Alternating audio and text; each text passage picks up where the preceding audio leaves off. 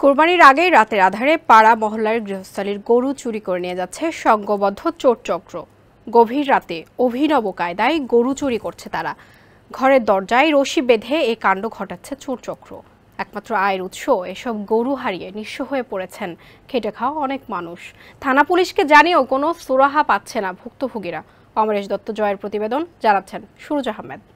আয়ের একমাত্র উৎস হারিয়ে মাথায় হাত বৃদ্ধ মান্নান সর্দার ও তার সহধর্মিনীর। গোয়ালঘরে থাকা তাদের সম্বল দুটি গাভী ও দুটি বাছুর নিয়ে গেছে চোরের দল। ওই দুই গাভীর দুধ বিক্রি করেই সংসার চলত তাদের। এখন গোয়ালঘরে বসে সবসময় কাঁদছেন বৃদ্ধ এই দুই মানুষ।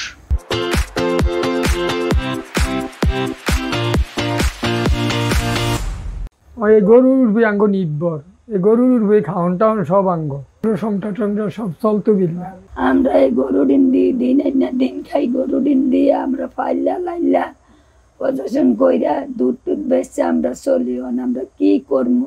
চাঁদপুর পৌর শহরের 14 নং ওয়ার্ডের শিলন্দিয়া মঠখোলার বাসিন্দা মোহাম্মদ মান্নান সর্দার। শুধু 55 বছর বয়সী এই বৃদ্ধের সঙ্গেই এমন ঘটনা ঘটেছে তা নয়। চাঁদপুরে কুরবানির আগে ঘটছে এমন অহরহ ঘটনা।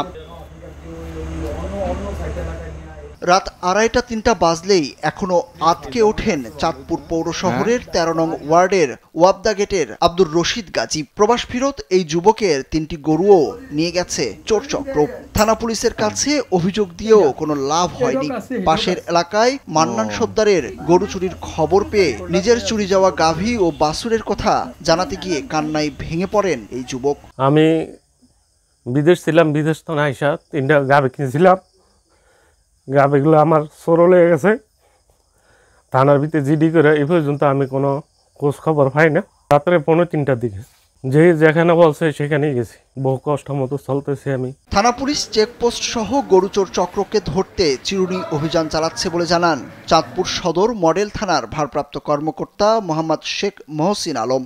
দ্রুতই গরু উদ্ধার সহ এই চক্রের মূল হোতাদের আইনের আওতায় আনার আশ্বাস দিয়েছেন তিনি। আমরা আমাদের বিট পুলিশ, কমিউনি পুলিশ, গ্রাম পুলিশ এবং আমাদের চেকপোস্টগুলো তৎপর আছে, কাজ করতেছে।